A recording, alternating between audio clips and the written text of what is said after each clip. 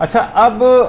نماز تو شروع کریں گے، لیکن اس سے پہلے نماز کی نیت کرنا ہوتی. نیت جس کے متعلق یہ بات کہی جاتی ہے کہ تمام اعمال کا دار و مدار ہی نیت کے اوپر ہے. بعض علماء تو یہاں تک بات فرماتے ہیں کہ انسان عمل تو سیکھتا ہے، نیت کرنے بھی سیکھے. دیکھیے بہت بڑا مسئلہ ہے یہ. اور یہ فقط نمازوں روزوں وغیرہ کی سے ہی مربوط نہیں نیت کرنے کا مسئلہ، یہ ہر عمل کے لیے نیت ہے.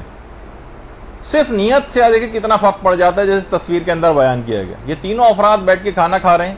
ایک کی نیت یہ ہے کہ میں اس سے طاقت حاصل کروں گا، ماروں پیٹوں گا، غنڈہ بدماش ہے.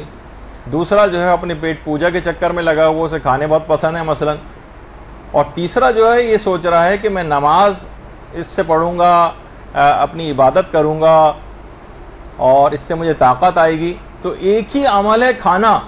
لیکن نیتوں کے فرق سے اس تمام کھانے کے جو اثرات ہیں وہ تبدیل ہو جائیں گے. اسی طریقے سے بالکل دیکھیے یہ نیتوں کا مسئلہ بھی. تو انسان کو چاہیے کہ عمل تو سیکھتا ہی ہے، نیت کرنے بھی سیکھے. اچھا، بعض علماء یہ بات بھی کہتے ہیں کہ نیت کتنی بھی اچھی ہو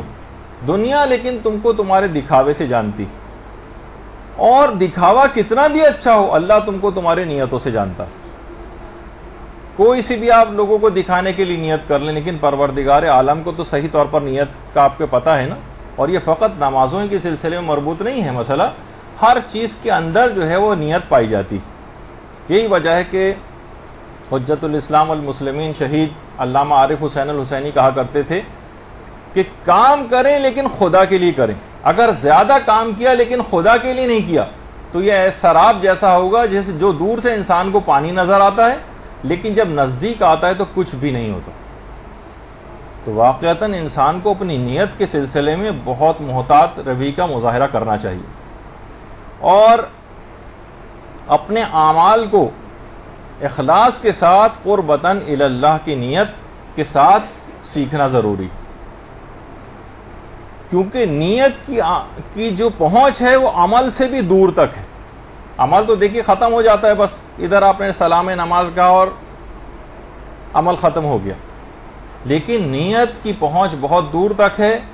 اور اس کے مطابق ہی اعمال کی قبولیت کا دار و مدار ہو جاتا ہے. یہ جو نیت ہے اس کی اہمیت اتنی زیادہ علماء بیان کرتے ہیں کہ یہ چھوٹے سے چھوٹے عمل کو بھی پہاڑوں کے برابر بنا دیتی، اور بڑے سے بڑے عمل کو بھی رائی کے دانے کے برابر چھوٹا کر دیتی. یہی وجہ ہے نا کہ اعمال کا دار و مدار نیت پہ قرار دیا گیا. عرفاء یہ بات بیان فرماتے ہیں کہ جتنی مشکل ہمیں نیت کی درستگی میں نظر آئی ہے اتنی کسی چیز میں نظر نہیں آئی. سب سے مشکل ترین کام نیت کی درستگی. وہ فرماتے ہیں کہ ابھی ہم نیت کو ٹھیک کر کے ہٹے بھی نہیں ہوتے کہ معاملہ پھر خرابی میں پڑا نظر آتا. اور کہا جاتا ہے کہ اخلاص نیت یہ دنیا میں کامیاب ترین جنس ہے، یہ سب سے کم پائی جاتی ہے. البتہ انسان وہم کا شکار نہ ہو کہ اس کو مایوس ہو کر حاصل نہ کرے، اس کو حاصل کرنے کے طریقے بھی. اور پچھلی جو کلاسز ہوئی ہیں اس میں ہم نے اخلاص کو حاصل کرنے کے طریقے، اس پہ 2 دروس جو ہیں ہو بھی چکے ہیں مدرسے میں کہ اس صفت اخلاص کو حاصل کیسے کریں، اس کے طریقہ کار کیا ہیں. تو علماء فرماتے ہیں کتنی ہی محنت کر کے ہم ریاکاری کو دل سے باہر نکالیں لیکن یہ کسی نہ کسی رنگ میں پلٹ کر پھر واپس آ جاتی ہے دوبارہ. بہت مسئلہ ہے اس کے ساتھ. دیکھیے نیت کہا جاتا ہے اس چیز کو جو کسی بھی عمل کو کرنے پر اکسائے، بلکہ فرماتے ہیں علماء کہ اصل نیت جو ہے وہ عمل ہی ہے. اور یہی وجہ ہے کہ رہبر معظم نے بڑا اچھا جملہ کہا ہے کہ انتظار امام زمانہ یہ انتظار فرج. درود بھیجیے محمد علیہ محمد صلی اللہ علیہ وسلم.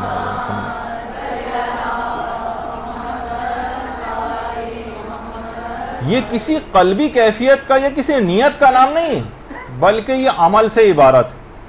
رہبر معظم یہ بات کہتے ہیں کہ یہ نہیں کہ آپ انتظار فرج کے معنی ہیں کہ آپ کیلنڈر لے کے بیٹھ جائیں یا بس جیسے آدمی گھر میں بیٹھا ہوا انتظار کر رہا ہوتا ہے. نہیں، وہ فرماتے ہیں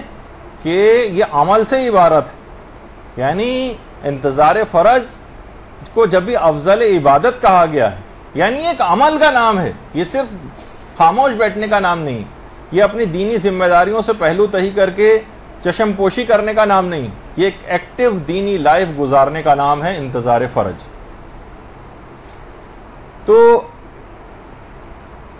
اب یہ بات ہے کہ دیکھیے نیت، جو بھی نیت عمل کو آواز نہ دے وہ بیکار ہے۔ جب ہی کہا جاتا ہے نا کہ آوارہ گرد کی کوئی منزل نہیں ہوتی،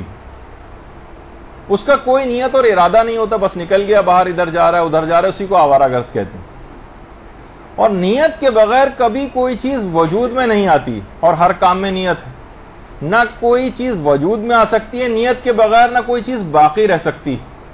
دیکھیے ذہنی تصور سے ہماری نیت کا آغاز ہوتا ہے، جو پھر وہ تصور پھر عزم و ارادے میں ڈھلتا ہے، پھر عمل وجود میں آتا ہے۔ ایک چھوٹا سا دانہ ترقی کرتے کرتے کھیت میں تبدیل ہو جاتا ہے، اور اگر اسی کھیت کو کیڑا لگ جائے تو پورا کھیت برباد نظر آتا ہے۔ یہی حال نیتوں کا بھی، اور کبھی کہا جاتا ہے کہ نیتیں آندھیوں کی طرح اختیار کر لیتی ہیں کہ تمام عمل کو وہ آندھی برباد کر کے رکھ دیتی ہے، اور اسی کو اعمال کا ہفت ہونا کہا جاتا ہے۔ نیتوں کی وجہ سے اعمال بھی ہفت ہو جاتے ہیں۔ ایک ہے ہمارے غلام علی وزیری صاحب سے، کبھی آپ فرمائش کر کے سنیے گا، اس کو بہت اچھا ایکسپلین کرتے ہیں کہ ہوتا ہے اعمال کا ہفت ہو جانا، اور ایک ہوتا ہے اعمال کا ضبط ہو جانا۔ ہفت میں اور ضبط میں فرق ہے، اس کی ایک بڑی اچھی تفصیل بیان کرتے ہیں جو انہی سے آپ سنیے گا۔ اچھا، اب اپنے عمل کو انسان کبھی بھی بڑا نہ سمجھے، وہی نہ سمجھے کہ میں نماز پڑھ کر گویا اللہ کے اوپر ایک بہت بڑا احسان کر رہا ہوں، جیسے کہ عام طور پر اس طرح کے بہت سے خیالات انسان کے دل و دماغ میں پیدا ہوتے ہیں۔ ایک سینئر طالب علم تھے ایک مدرسے کے، وہ نماز جماعت، اور کیونکہ بہت سینئر ہو گئے تھے، نماز جماعت نہیں پڑھاتے تھے، لیکن جب بھی ان کے استاد ان سے کہتے بھائی آپ نماز جماعت جو ہے پڑھائیے، وہ کہتے نہیں ابھی میں اس قابل نہیں ہوں۔ تو ان کے استاد بڑا اچھا جملہ کہتے تھے کہ جب تک آپ اپنے آپ کو اس قابل نہیں سمجھتے جب تک پڑھاتے رہیے، اور جب کسی قابل سمجھنے لگیں گے اس وقت پڑھانا بند کر دیجیے گا۔ مقصد کہنے کا یہ ہے کہ اپنے آپ کو بڑا سمجھنا، یہ تو جب خیال پیدا ہو گیا تو وہیں سے ہی خرابی شروع ہو جائے گی۔ جب ہی کہا جاتا ہے کہ آپ لوگ بھی اپنی نیت کو، یہ جو علم دین حاصل کرنے آپ آ رہی ہیں،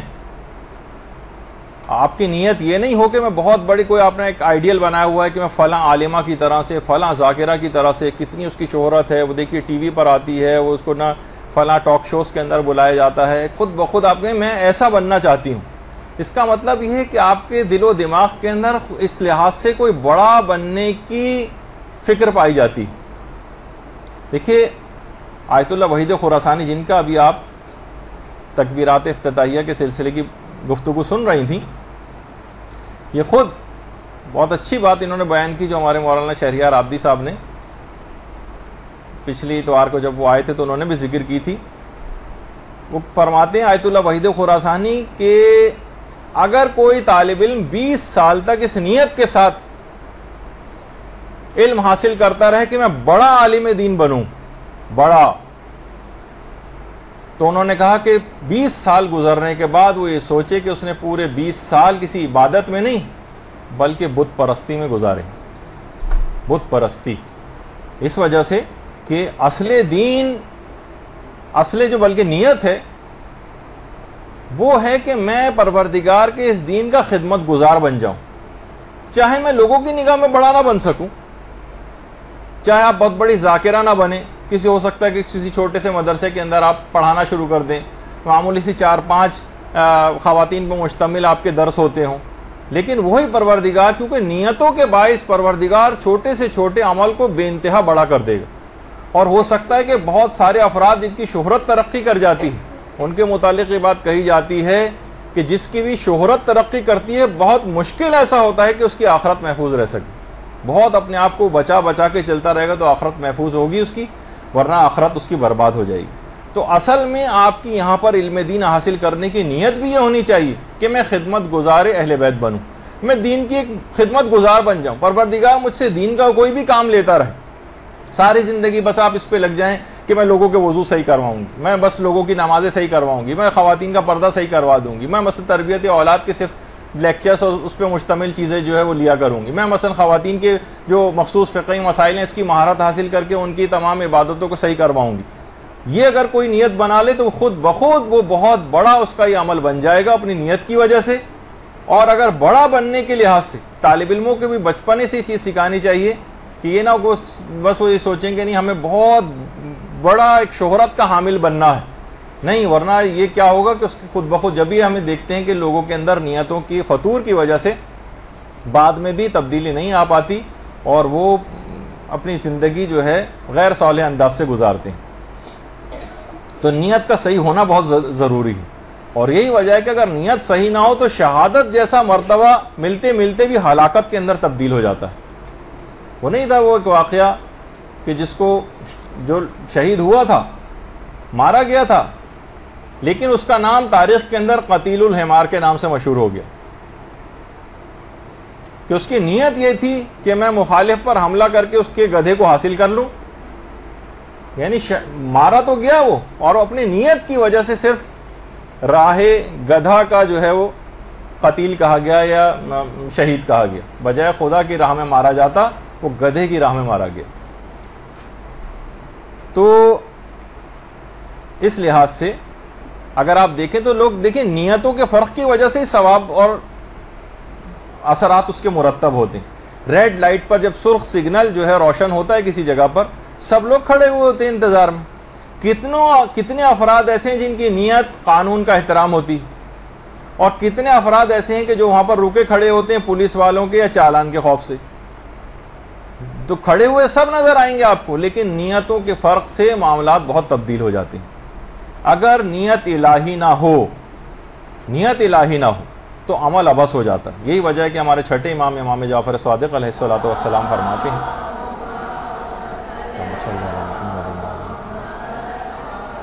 کہ خالص عمل تو وہ ہوتا ہے جس کے بارے میں عمل کرنے والا یہ ارادہ رکھے کہ اس کی تعریف و ستائش خداوند عالم کے علاوہ کوئی اور نہ کرے. یعنی خود بخود ہو جائے وہ الگ ہے, لیکن اس کے دل میں یہ والی خواہش نہیں پائی جاتی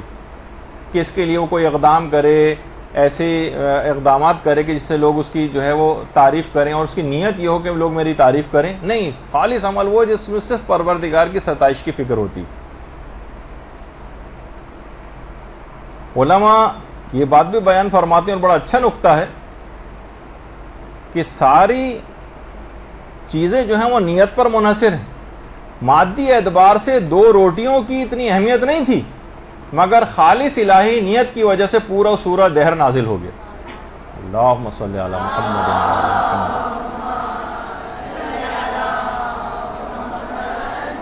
کتنے افراد روٹیاں دیتے ہیں اور بڑے بڑے دیگے تقسیم کرواتے ہیں, اور وہاں سو کی 2 روٹیاں صرف دی گئی تھی اور پورا سورہ دہر یا سورہ انسان نازل ہو گیا. تو یہ صرف نیتوں کی وجہ سے ہوتا ہے. اور نیتوں کا پتہ چلتا ہے, ہمیشہ یہ بات یاد رکھ لیجئے کہ نشیب و فراز میں حالات کی, یہ بہت پرسکون زندگی جس میں کوئی چہل پہل اور وہ حرکت نہ ہو, اس کے اندر بعض اوقات نیتیں چھپی رہ جاتی ہیں. صرف عمل سامنے ہوتا ہے, اس پہ انسان قیاس کرنے لگتا ہے. نہیں, جب حالات کے مد و جزر اور نشیب و فراز آتے ہیں نا, اس وقت صحیح نیتوں کا پتہ چلتا ہے. دیکھیے, اگر نیت قوی ہے تو بدن کا ضعف عمل کو روک نہیں سکتا. آپ نے دیکھا نا کتنے بزرگ افراد ہوتے ہیں ایسے, ہم حج و عمرے کے اوپر دیکھتے ہیں کہ بالکل رکوع کی حالت میں تقریباً چل رہے ہوتے ہیں, جو کہ ہم سوچتے ہیں کہ یہ تو ان کو تو اپنے ملک سے یہاں پر آنا نہیں چاہیے تھا, لیکن حج جیسی صعوبت کو برداشت کرتے ہیں آ کر بالکل رکوع کے اندر, یعنی سیدھے طور پر بھی نہیں کھڑے ہو سکتے اتنے بزرگ افراد. تو اگر ان کی نیت قوی ہوتی ہے تو بدن کا ضعف پھر عمل کو نہیں روکتا, اور اچھی نیت ہی اپنے صاحب کو جنت کی طرف لے جاتی. اور اچھی نیت کا ایک فائدہ یہ ہوتا ہے جو ہمارے چھٹے امام نے بھی جملہ ارشاد فرمایا ہے کہ اللہم صلی علی محمد و علی محمد,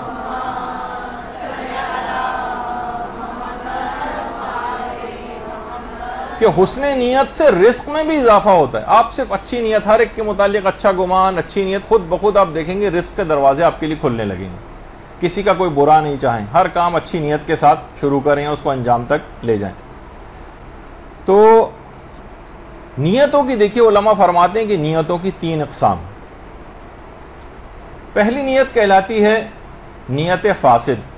جس کو قبیح نیت کہا جاتا ہے. نیت فاسد, بری نیت, خراب نیت. مثلا ریاکاری کی نیت ہو، مثلا نفاق کی نیت ہو، مثلا تکبر کی نیت ہو، مثلا خواہش نفس میں وہ کام کر رہا ہے، یہ والی نیت ہے، حب جاہ اور شہرت کے لیے نیت ہے، میں اس کام کے ذریعے لوگوں میں مشہور ہو جاؤں، یہ فاسد نیتیں، فاسد نیتیں، قبیح نیتیں، یہ پہلی قسم۔ دوسری قسم کہلاتی ہے جسے نیت حسن کہتے ہیں، خوب نیت، بہت اچھی۔ اس میں کیا ہے؟ خدا کے عذاب سے محفوظ رہنے کی نیت، یا مثلا جنت کے حصول کی نیت۔ یہ بھی کوئی بیکار نیت نہ سمجھیں اس کو، یہ والی نیتیں بھی بالکل ٹھیک ہیں کہ مجھے جنت حاصل ہو جائے، مجھے ثواب حاصل ہو جائے۔ اکثر لوگ ان کا مذاق اڑانے لگے ہیں آج کل، اور وہ امیر المومنین والی نیت کو کہتے ہیں کہ بس صرف وہ ہونی چاہیے خدا کو خدا جان کر۔ وہ ان کا رتبہ اور مرتبہ ہے، عام لوگوں کے لیے اس تک پہنچنا بھی بے انتہا تقریباً ناممکن کے قریب ہی ہو سکتا ہے۔ اگر کوئی بہت درجہ حاصل کر لے تو ایک الگ بات، لیکن یہ نیت بھی خوب نیت، کیونکہ پروردگار نے اس کی شوق دلایا ہے جنت کا، اور جہنم سے بچنے کی ترغیب جو ہے وہ دلائی گئی کہ اس سے بچو۔ تو یہ والی بھی اگر نیت ہے عذاب الہی سے بچنے کی نیت، تو یہ نیت بھی حسن اور خوب کہلاتی۔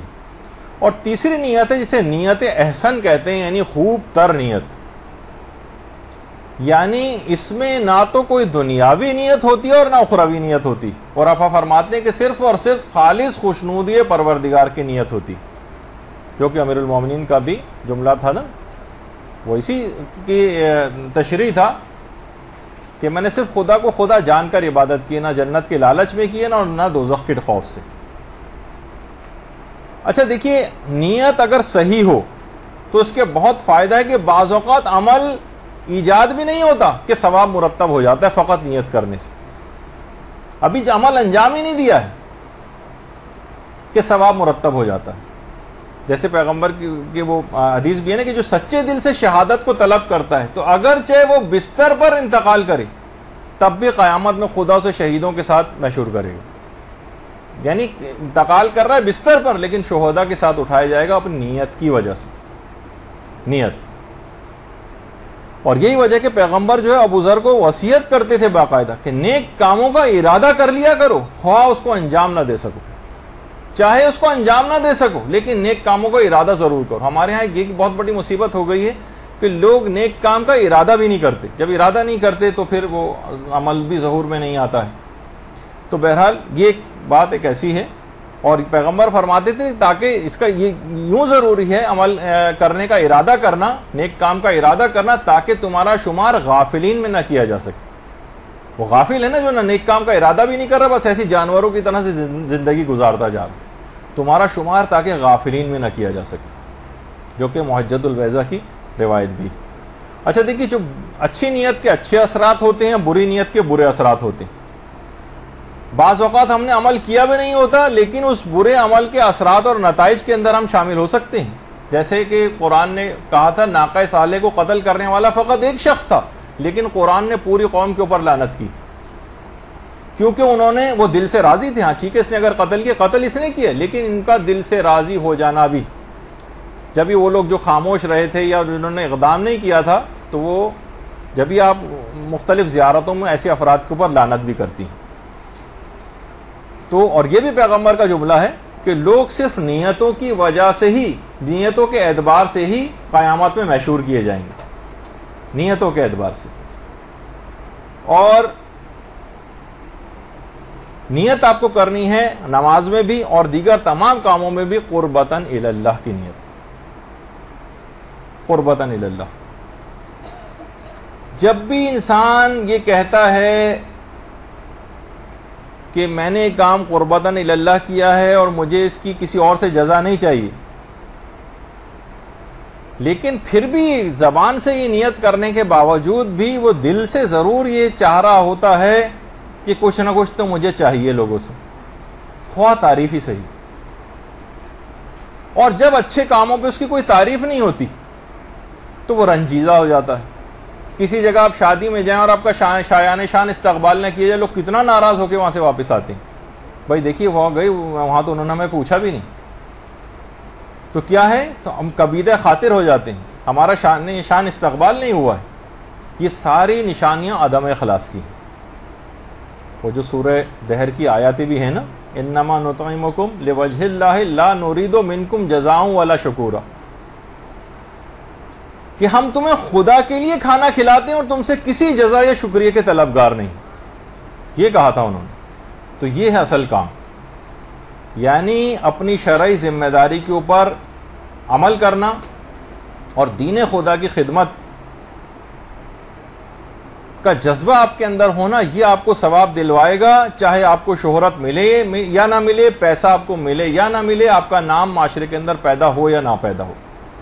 بعض دینی کام بھی دیکھیے اس طرح کے ہو جاتے ہیں کہ جس کے اندر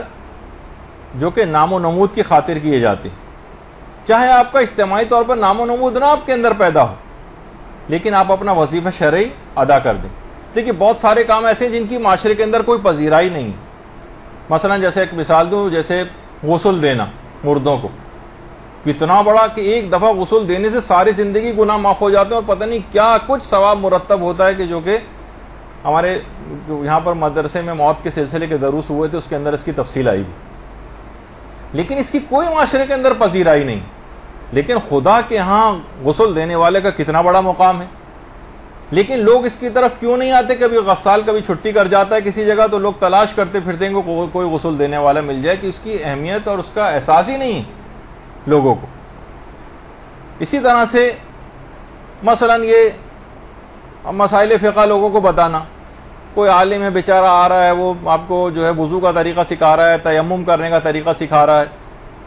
لوگوں کو خاص اس کی پذیرائی معاشرے کے اندر نہیں ہوتی، کوئی واہ نہیں ہوتی اس کی، کوئی گاڑیاں اس کو لاتی لے جاتی نہیں ہیں، اس کے پروٹوکول کے لیے دائیں بائیں آگے پیچھے جو ہے وہ لوگ نہیں چل رہے ہوتے ہیں، بس وہ آتا ہے خاموشی سے آیا پڑھایا چلا گیا، لیکن خدا کے ہاں اس کا کتنا مقام اور مرتبہ ہو جاتا ہے جو تصور میں آنا مشکل۔ اسی طرح سے یہ جو چھوٹے چھوٹے مدرسے ہیں، خواتین کا کبھی بھی سوچتی ہیں ابتداً ہم چھوٹے مدرسوں کے اندر پڑھائیں گے، لیکن ہماری کسی کوئی بہت اونچا بلند مقام ان کا حاصل کرنا دماغ میں ہوتا ہے، نیت یہ ہوتی ہے کہ ہم کوئی بہت مشہور ذاکرہ بنے، اس جیسی بنے جو فلاں ٹی وی پہ آتی ہیں مثلا۔ نہیں، آپ کو چاہیے، یہ بہت بڑا کام ہے چھوٹے چھوٹے بچوں کو اس طرح سے پڑھانا، بہت بڑا کام، اس کو معمولی کام نہیں سمجھ، اس کو کوئی باقاعدہ اپنی زندگی کا مقصد بھی بنا سکتا ہے۔ آخرت کو بلند سے بلند مقام حاصل کرنے کے لیے ان بچوں کے دماغوں میں اگر ابھی سے بات ڈال دی جائے اور یہ بڑے ہو کر جو ہے ان کی ایک بیس بن جائے اسی طرح سے، تو کتنا بڑا کام گویا آپ نے کر دیا۔ بڑوں کو سمجھانا تو کتنا مشکل ہے، رات و دن ہم دیکھتے ہیں کہ ہمیں کتنی مشکلات ہوتی ہیں، کتنے اعتراضات سننے پڑتے ہیں، کتنی گالیاں بھی سننا پڑتی ہیں لوگوں سے، لیکن بچہ تو ایسا نہیں ہے، وہ تو بالکل ایک خالی سلیٹ کی طرح سے، اس کے اوپر آپ جو چاہیں اس کے اوپر لکھ دیں۔ تو اب یہی وجہ ہے کہ خود آیت اللہ شہید مرتضیٰ مطہری کتنے بڑے عالم دین تھے، لیکن جب انہوں نے اپنی کتاب لکھی تھی داستان راستان کے نام سے، سچی کہانیاں کے نام سے جو ترجمہ ہوا، تو لوگوں نے بڑا ان کے اوپر اعتراض کیا کہ آپ اتنے بڑے عالم دین اور یہ اپنے بچوں والی کتاب، کہانیوں کی کتاب لکھی۔ تو خوشنودی پروردگار میں کوئی بھی کام کیا جائے تو وہ چھوٹا ہی چاہے کیوں نہ آپ کو بظاہر نظر آئے، وہ بہت بڑا کام بن جاتا ہے، اور فقط آپ بس قربتاً الی اللہ اس کام کو کر جائیں، خود بخود ثواب آپ کو مل جائے گا، چاہے بظاہر آپ کو اس کا نتیجہ نہ ملا۔ جیسے علماء فرماتے ہیں کہ مثلا آپ اگر کسی مومن کی عیادت کو گئے، وہ مل گیا تو بہت اچھی بات ہے، ثواب آپ کو ظاہر ہے کہ اس کا بھی ملتا ہے اور آپ کا دل بھی مطمئن ہوتا ہے کہ ہم اس سے مل لیے، لیکن بالفرض اگر آپ کسی مومن کی عیادت کو گئے اور وہ گھر پہ آپ کو نہ ملا، کہیں گیا ہوا تھا، کسی ہاسپٹل گیا ہوا تھا مثلا، اور آپ کو ویسے ہی وہاں سے واپس آنا پڑ گیا، علماء فرماتے ہیں بالکل کبیدہ خاطر نہ ہو، آپ کو ثواب مرتب ہو چکا ہے، آپ پر ثواب مل چکا ہے، آپ کو خدا آپ سے راضی ہو چکا ہے۔ چاہے اگر آپ دیکھیے ہر وقت اگر آپ پروٹوکول کے چکر میں رہیں کہ بس مجھے خاص پروٹوکول مجھے ملے، مجھے کچھ خاص اہمیت ملے، اور ہر وقت آپ لوگوں کو آپ کی آمادگی اس بات میں ہو، بس آپ لوگوں کو ہر وقت دیکھنا چاہتی ہوں کہ وہ آپ کے استقبال کے لیے آمادہ رہیں، ہر وقت اس کے لیے تیار رہیں، تو آپ کو چاہیے کہ آپ اپنے قصد قربت کی نیت پر تجدید نظر کریں، دوبارہ دیکھیں کہ واقعی آپ کے اندر یہ نیت کا اخلاص آپ کے اندر پایا جاتا ہے یا نہیں پایا جاتا۔ بعض اوقات دیکھیے بولنے والے جو اس موضوع پر بولتے ہیں، یعنی ان کی مثال ایسے ڈاکٹر کی سی ہو جاتی ہے جو کہ اسی مرض کا اسپیشلسٹ ہے، لیکن اسی مرض میں مبتلا ہو کر اس کا انتقال ہو جائے، یعنی ایسا نہ ہو کہ زبان پر تو ہماری ریاکاری کی مذمت ہو اور خود ہم اسی کے اندر مبتلا ہو جائیں. خدا ہم کو بہرحال ان تمام باتوں سے محفوظ رکھے سب کو. تو علماء نے بڑی اچھی اس کی مثال بھی بیان کی ہے, ایک گھوڑے کی مثال. ایک گھوڑ سوار جو ہے ایک ندی کے کنارے پہنچا اور بہت لاکھ چاہا اس نے کہ گھوڑا میرا کسی طریقے سے پانی کے اندر قدم رکھ دے, لیکن گھوڑا پانی میں قدم ہی نہیں رکھتا تھا, قدم کو آگے نہیں بڑھاتا تھا. ایک بوڑھا تھوڑی دور سے یہ چیز دیکھ رہا تھا. بوڑھے نے کہا دیکھو یہ گھوڑا جب تک آگے نہیں بڑھے گا. ایک لکڑی لے کر آیا اور اس نے پانی میں اس لکڑی کو ہلایا, بلو دیا اس کو, پانی گدلا ہو گیا. جب پانی گدلا ہو گیا تو فوراً گھوڑے نے پانی میں قدم رکھا اور ندی کو پار کر گیا. پھر بوڑھے نے بعد میں اس کی حکمت اور وجہ بھی بتائی کہ گھوڑا پانی میں اپنے عکس کو دیکھ رہا تھا اور کوئی بھی خود پر پاؤں نہیں رکھ سکتا. جب مٹی سے وہ گدلا ہو گیا تو پھر وہ آرام سے, اب اس کو اپنا عکس گھوڑے کو نظر نہیں آیا اور اب وہ آرام سے عبور کر گیا. تو یہی انسان بھی ہے کہ جب تک یہ اپنے نفس کو مارے گا نہیں تب تک یہ اس کو پار کر نہیں سکتا. اپنے نفس کے درمیان جو اس طرح کی ندیاں اور نالے آئے ہوئے ہیں اور قرب پروردگار کی طرف آگے بڑھ نہیں سکتا ہے. یہ اس کو اپنے اوپر سے ہو کر گزرنا پڑے گا, نفسانی خواہشات کو کچلنا پڑے گا, پھر کہیں جا کر آگے یہ معاملہ چلے گا. تو اب دیکھیے یہ بھی بات کہی جاتی ہے کہ جو اخلاص کے سلسلے میں کہ اگر کسی کے پاس دولت کا بہت زیادہ اسراف ہے, بہت جاہ پسندی اس کے اندر ہے, شہرت پسندی اس کے اندر ہے, خود بینی اس کے اندر ہے, تو یہ خلوص نیت کی راہ میں حائل رکاوٹیں ہیں. جب تک انسان ان سے اپنا پیچھا نہیں چھڑائے گا جب تک وہ مقام اخلاص کو حاصل نہیں کر سکتا. اچھا, مخلص کو بھی بات یاد رکھ لیجیے کہ ہمیشہ ضرورت کو دیکھ کر مخلص اقدام کرتا ہے,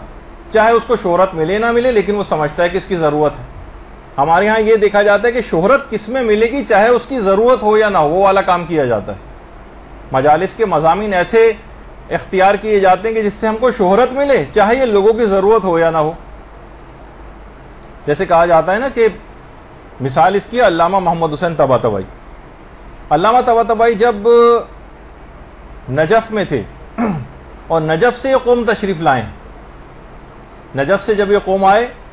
تو دیکھا کہ قوم میں فقہ کے بھی دروس ہوتے ہیں, اصول کے بھی دروس ہوتے ہیں,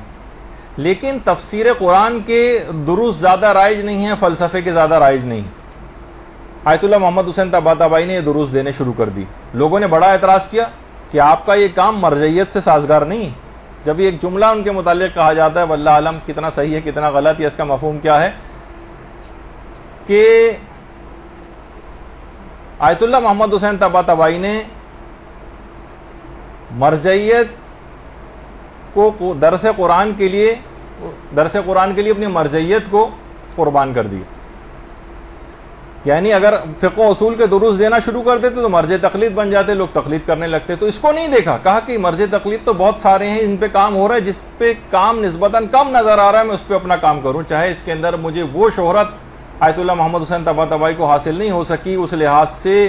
کہ جو کہ ایک مرجع کو حاصل ہوتی ہے جو اس کی اتنی بڑی تعداد میں مقلدین ہوتے ہیں. نہیں, ضرورت کو مد نظر رکھا, چاہے کیونکہ دنیاوی کسی چیز کی طرف توجہ نہیں تھی. اور اس کے نتیجے میں پھر کیا ہوا کہ تفسیر المیزان جیسی معرکۃ الآراء تفسیر جو ہے وہ انہوں نے لکھی. اسی طریقے سے آغا محسن قرتی شروع ہی سے نوجوانوں کے اندر وہ چاہتے تھے کہ اس کا انہوں نے انتخاب کیا تھا کہ مختلف اپنی جوانی کے دور سے ہی وہ دروس دینا انہوں نے شروع کر دی, اور بالکل اس کا خیال نہیں کرتے تھے جہاں پہ بھی, حتیٰ کہ وہ جو ملاح ہوتے ہیں اور کشتیوں میں جو ہے وہ مختلف فوجی ہوتے ہیں اور نیوی کے افراد ہوتے ہیں, کہیں پہ بھی ان کو موقع ملتا تھا یہ درس دینے وہیں پر پہنچ جاتے تھے. کوئی پروٹوکول کا خیال نہیں کر رہے ہیں کہ میرے لیے باقاعدہ بہت بڑے بڑے سے ممبر رکھے جائیں اور یہ ہو اور وہ ہو, کہیں پہ بھی بیٹھ کے ان کو وہیں سمندر میں سب کے بیچ میں درس دے رہے ہیں بیٹھے ہوئے. اسی طرح سے مثلا کہیں پہ بھی طالب علم کہیں پہ بھی ان کو مل گئے, وہیں بلیک بورڈ انہوں نے لگایا, ان کو درس دینا شروع کر دیا. کوئی پروٹوکول کا خیال نہیں کیا کہ جناب میرے لیے پورا آراستہ پیراستہ جگہ کے اوپر انتظام ہونا چاہیے. نہیں, چھوٹے بچوں کا کوئی درس ہو رہا ہے اس میں بھی جناب وہ پہنچ جاتے ہیں. کہیں پہ بھی, میں نے ایک دفعہ پہلے بھی واقعہ نقل کیا تھا, ہمارے ایک جاننے والے گئے تھے کسی جگہ، آغا محسن قرتی کو آنا تھا اور وہ گئے تو ان کو آنے میں دیر ہو گئی، ٹریفک میں کسی جگہ محسن قرتی پھنس گئے، تو زیادہ تر لوگ چلے گئے، صرف 5-10 لوگ وہاں پہ رہ گئے تھے۔ جب وہ وہاں پر پہنچے تو سارے لوگ جا چکے تھے انتظار کر کے، لیکن وہ بھی کیا کرتے، انہوں نے کہا نہیں، جب میں آیا ہوں تو یہ 5-10 افراد بھی یہاں لان میں بیٹھ جائیں، میں ان کو درس دے کے جاؤں گا، اور باقاعدہ ان کو وہاں پر اس انداز سے درس دے کر گئے۔ تو یہ جو نوجوانوں کو اس طرح کے درس دیتے تھے، کہتے تھے میں 10-10 15-15 20-20 نوجوانوں کو درس دیتا تھا، لیکن اخلاص نیت ظاہر ہے ان کا تھا۔ کہنے لگے کہ ایک دفعہ آیت اللہ مشکینی یہ خود میرے پاس آئے، آیت اللہ مشکینی، کچھ ہی عرصے پہلے آیت اللہ مشکینی کا انتقال ہوا، یہ آئے اور کہا کہ میرے درس خارج میں 1000 طالب علم بیٹھتے ہیں۔ آیت اللہ مشکینی کا اپنا بیٹا محسن قرتی کے درس میں آتا تھا، وہ جا کے جو بتاتا تھا، اور جو ان کا اخلاص نیت انہوں نے آیت اللہ مشکینی نے دیکھا، ان کے پاس خود چل کر آئے، کہا کہ میرے درس خارج میں 1000 طالب علم ہیں، میں چاہتا ہوں کہ ان 1000 طالب علموں کو پڑھانے کا ثواب جو ہے آپ کے ان 25 طالب علموں کو پڑھانے کے درس سے بدل دوں۔ یعنی مقصد کہنے کا یہ تھا کہ یہ اصل چیز یہ نہیں ہوتی کہ بہت بڑی تعداد ہم کو نظر آئے کہ جناب اس وقت مثلا اتنی تعداد میں خواتین یہاں پر بیٹھی ہوئی ہیں، اور کسی جگہ صرف 15-20 اگر طالبات اگر جو ہے نظر آ رہی ہیں، لیکن وہاں پروڈکٹیو کام ہو سکتا ہے، بہتر کام ہو سکتا ہے، تو انسان فقط صرف تعداد کو دیکھتے ہوئے کسی جگہ نہ جائے۔ تو بہرحال یہ ایک چیز ایسی ہے کہ بہت سارے چیزوں کو مد نظر رکھتے ہوئے اس میں انسان اپنے اخلاص نیت کو چیک کر سکتا ہے۔ یہی وجہ ہے کہ ہم جن کا بار بار تذکرہ کرتے ہیں اس لحاظ سے، ہمارے استاد محترم مولانا صادق حسن صاحب قبلہ، بہت ہم دیکھتے تھے کہ بہت چھوٹے چھوٹے دروس سے مولانا نے ابتدا کی تھی، اس میں بہت کم لوگ بیٹھتے تھے، بہت ہی کم، اور اتنا یعنی وقت کے اتنے پابند تھے کہ زمانے میں کھارا در میں جب درس ہوتے تھے اور مجھے بھی سعادت ملتی تھی، میں وہاں جاتا تھا کیونکہ میں دور سے جاتا تھا وہاں، تو اکثر پہلے پہنچ جاتا تھا۔ تو جس وقت درس مولانا ممبر پہ بیٹھ کے دینا شروع کرتے تھے، اس وقت 3 یا 4 افراد صرف بیٹھے ہوتے تھے، صرف 3 یا 4، اور بعض اوقات تو صرف وہ جو مائک وائک ٹھیک کرنے والا ہی ہوتا تھا، اور مولانا درس کا آغاز کر دیتے تھے، اور آہستہ آہستہ آہستہ پھر تعداد بڑھتی تھی اور یہاں تک کہ لوگ پہنچنا شروع ہوتے تھے، لیکن مولانا اس کی کوئی پرواہ نہیں کرتے تھے۔ یہ نہیں کہ جناب اتنی تعداد میں لوگ وہاں پر موجود ہوں تو پھر میں وہاں جاؤں گا ورنہ وہاں پر نہیں جاؤں گا۔ تو ہمیشہ سے ہم ان کو یہ دیکھتے تھے، اور یہی وجہ ہے کہ خود علماء جو یہاں پر آتے ہیں وہ بھی بیان کرتے ہیں کہ آج جتنی مسائل فقہ کی معرفت انہوں نے پاکستان میں اور بھی علماء نے کام کیا، لیکن خود مولانا کی جو اسپیشیلٹی، مسائل شریعت کو لوگوں میں روشناس کرانا، خمس کا لوگوں کو عادی بنانا، داڑھی لوگوں کو رکھوانا، پردے کے متعلق سب سے زیادہ گفتگو کرنا، اور حج کا تو ماشاءاللہ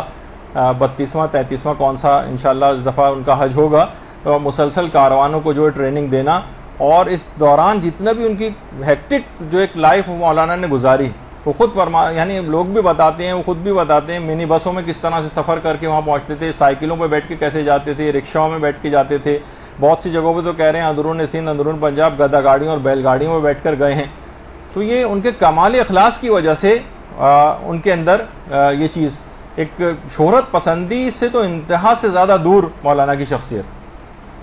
اور مسلسل کام یہاں تک کہ بہت سارے افراد یہ بات بھی ان کو کہتے تھے کہ آپ مجتہد بننے کے لیے ایران کیوں نہیں جاتے؟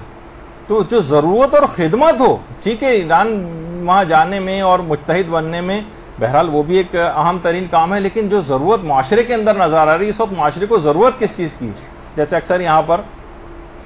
جو ہمارے اعلیٰ تعلیمی وہ کمیشن بنے ہوئے ہیں، وہ بھی یہ بات کہتے ہیں کہ جناب ہم نے اتنے پی ایچ ڈیز بنا دی ہیں، اتنے یہ فلاں چیز جو ہے ہم نے اتنی بڑی تعداد میں، ابھی جہاں بیسک ایجوکیشن جس جگہ پہ نہیں ہے وہاں پہ اس قسم کی چیزوں کی طرف نگاہ رکھنا، تو ابھی خود مولانا محترم یہ کہتے ہیں کہ ہر جگہ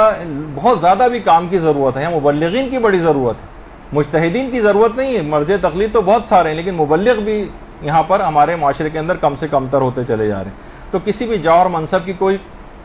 خواہش نہیں کی، اور خود چند سال پہلے ہمارے مدرسے میں بھی یہاں پر بھی آئے تھے اور انہوں نے درس دیا تھا، اور پچھلے سال بھی درس ہوتے ہوتے رہ گئے، لیکن انشاءاللہ جب اب کبھی مولانا محترم آئیں گے تو کبھی انہوں نے اس چیز کی کبھی کوئی پرواہ نہیں کی، اور مکمل اخلاص کے ساتھ اپنے اس کام کو جاری اور ساری رکھا۔ تو بہرحال مولانا کی صحتیابی اور درازی عمر کے لیے ایک بابا سے بلند درود پڑھ دیجیے۔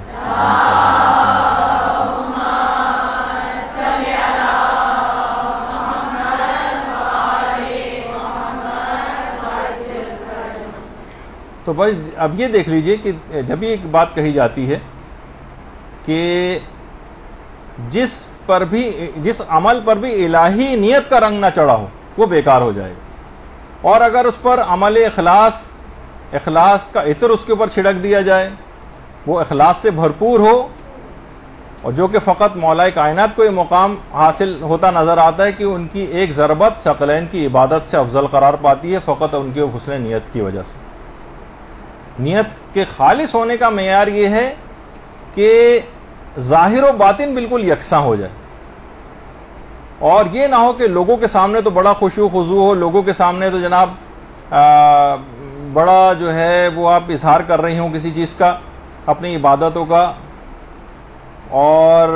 خشوع خضوع کا دوران نماز، لیکن جب اکیلے کمرے میں آپ نماز پڑھ رہی ہوں تو اس وقت نہ کوئی خشوع ہو نہ کوئی خضوع ہو، اور ٹکریں مار کے جس طرح سے انسان جو ہے وہ نکل آتا ہے، اس انداز سے نہ ہونا چاہیے۔ یہ وجہ ہے کہ پیغمبر اسلام نے ریاکاری کو دجال کے فتنے سے بھی زیادہ خطرناک چیز قرار دیا۔ برحمتک یا ارحم الراحمین وصلی اللہ علی محمد